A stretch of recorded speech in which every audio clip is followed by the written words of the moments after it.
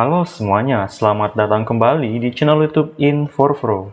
Terima kasih buat kalian yang udah bersedia untuk menonton video ini. Semoga kalian tetap sehat selalu ya. Dan pada kesempatan ini, aku akan membahas tentang teori konspirasi. Apa itu teori konspirasi, dan teori konspirasi apa saja yang cukup fenomenal di dunia ini? Langsung saja simak video ini sampai tuntas. Bersama saya Paulus Junior, inilah In4Pro.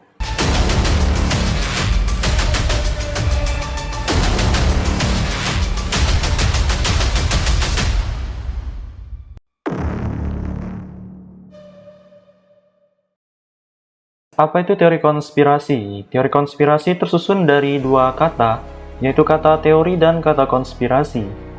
Teori merupakan konsep atau aturan-aturan yang bersifat sistematis untuk menjelaskan sifat-sifat yang dimiliki oleh suatu objek atau materi yang real maupun yang tidak real. Teori juga bisa mengandung pengertian, arti, makna, ide, gagasan, rumus, dan lain sebagainya. Misalnya adalah teori gravitasi Newton. Dalam teori tersebut berisi pengertian dari gravitasi itu sendiri dan rumus apa saja yang berlaku untuk teori gravitasi ini. Sedangkan konspirasi adalah usaha dan tindakan yang direncanakan dan dilaksanakan oleh sekelompok orang untuk mengungkap atau mengetahui rahasia besar dari serangkaian peristiwa yang pernah terjadi.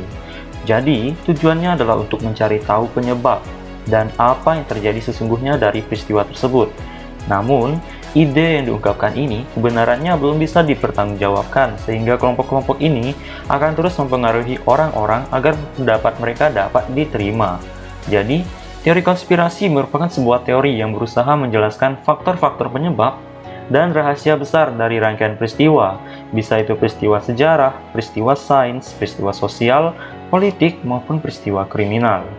Nah, apa saja teori konspirasi yang pernah muncul di dunia ini dan cukup fenomenal? Oke guys, sebenarnya ada banyak teori konspirasi yang fenomenal di dunia ini. Tapi dalam video ini aku akan membahas 3 teori saja. Untuk teori yang pertama adalah keberadaan bulan tidaklah nyata. Bulan? Bulan Sutena? Bukan. Tentunya semua orang tahu tentang bulan. Bulan merupakan satu-satunya satelit alami yang mengitari bumi kita ini.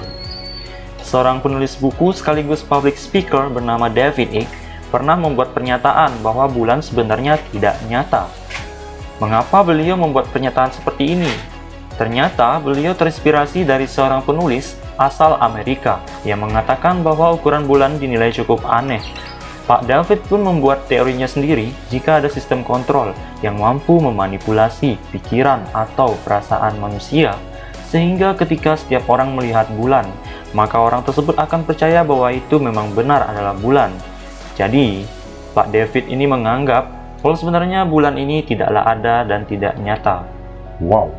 Jadi menurut kalian apakah teori konspirasi ini benar? Oke, selanjutnya kita akan masuk ke teori konspirasi yang kedua, yaitu pendaratan di bulan adalah sebuah kebohongan. Pada tahun 1969, Neil Armstrong bersama dua rekannya yaitu Edwin Buzz Aldrin dan Michael Collins berhasil melakukan pendaratan di bulan dalam misi Apollo 11. Misi pendaratan di bulan ini pun terus berlanjut hingga ke tahun-tahun berikutnya, yaitu tahun 1972. Jadi dari tahun 1969 hingga 1972, total sudah ada 12 astronot yang melakukan pendaratan di bulan. Namun, ada teori konspirasi yang menyatakan bahwa NASA telah membuat sandiwara yang sebenarnya itu bukanlah pendaratan di bulan, melainkan di bumi yang dibantu oleh pihak-pihak tertentu. Menurut pencetus teori konspirasi ini, pihak-pihak luar ini turut berperan dalam membuat tampilan bahwa ini memang benar di bulan, padahal sebenarnya ini masih dilakukan di bumi. Dan lebih anehnya lagi, mengapa misi ini tidak pernah dilanjutkan sampai sekarang? Tapi teori-teori ini telah dibantah oleh para ilmuwan NASA termasuk para astronot yang ikut dalam misi ini. Buktinya pun sudah ada dan jelas, seperti bukti pendaratan pertama memang telah dibuktikan oleh misi pendaratan selanjutnya. Terlebih lagi, dengan semakin canggihnya teknologi, maka teori konspirasi ini semakin tidak populer. Jadi, bagaimana menurut kalian? Apakah pendaratan di bulan ini hoax? Dan teori konspirasi yang terakhir, bumi sebenarnya berbentuk datar. Beberapa tahun lalu, dunia dihebohkan atas munculnya kembali teori yang menyatakan bahwa bumi berbentuk datar. Sebenarnya, teori bumi datar ini memang sudah ada sejak lama, seperti sudah ada di zaman Yunani kuno maupun di abad 19.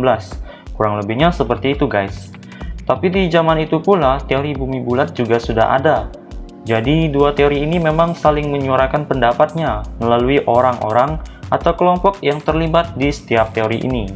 Bahkan sampai hari ini pun, banyak penganut bumi datar, hingga mereka membuat organisasi. Mereka percaya bahwa bumi bukan berbentuk bulat, melainkan sebuah cakram raksasa yang ditutup dengan kubah melengkung, dengan kutub utara sebagai pusat, dan tepinya dikelilingi oleh Antartika atau kutub selatan. Cakram ini memiliki permukaan berbentuk datar, dan batas-batasnya adalah kutub selatan, yaitu permukaan yang dipenuhi dengan es dan salju. Selain itu, salah satu penganut teori ini bahkan rela membuat sebuah roket untuk menerbangkan dirinya keluar angkasa agar bisa membuktikan teorinya. Namun sayang, penelitiannya gagal karena roketnya tidak berfungsi dengan baik dan beliau pun meninggal sehingga belum bisa membuktikan teorinya ini. Jadi, apakah bumi ini datar atau bulat? Secara fisika, bumi berbentuk bulat menyerupai bola, walaupun tidak sepenuhnya berbentuk bola, karena di bagian khatulistiwa agak menggembung keluar akibat efek rotasi bumi. Efek rotasi inilah salah satu bukti bahwa bumi ini berbentuk bulat, yaitu adanya peristiwa siang dan malam, serta perbedaan waktu di setiap negara di seluruh dunia.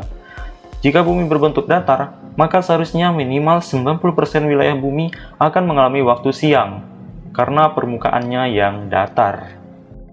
Nah, itulah tadi 3 teori konspirasi yang cukup fenomenal di dunia ini. Masih banyak teori-teori lain yang bisa kalian peroleh informasinya melalui website maupun channel YouTube yang lain. Jika kalian suka dengan video ini, silahkan klik tombol like. Jika kalian ingin berpendapat, silahkan tuliskan di kolom komentar. Mohon maaf jika ada kekurangan, jangan lupa share video ini ke teman-teman kalian melalui medsos yang kalian miliki. Terima kasih dan sampai jumpa.